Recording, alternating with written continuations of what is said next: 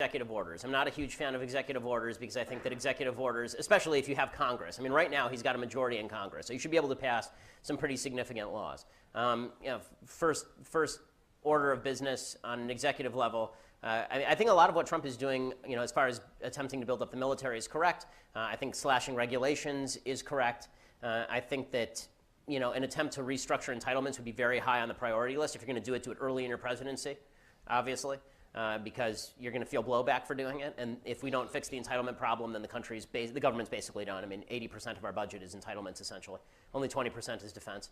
I think that I would also I would have a basic rule, and the basic rule would be I will not sign any bill that is longer than 3 pages and not in plain language.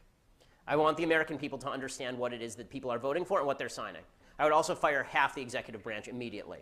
I would disband not just 3 departments, I would disband a lot of departments, and I won't bother naming them because oops. So I would get rid. I think that government by executive fiat is gross. I don't think that's what the presidency was designed to do, and I would try to take structural measures to undermine the power of the federal government so that the person who came after me could not revamp it. I would devolve a lot of power to the states. I would devolve a lot of power to localities.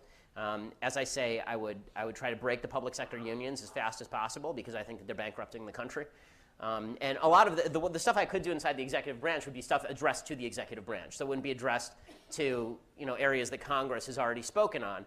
But I would disband the EPA. I would disband the Department of Education. I would disband the Department of Energy. If Congress wants to pass laws along those lines, Congress can damn well pass laws along those lines. But the idea that a bunch of unelected bureaucrats are supergiant experts in all this stuff, and they get to make all the regulations and rules without ever having to be exposed to the public eye, I think that's really gross.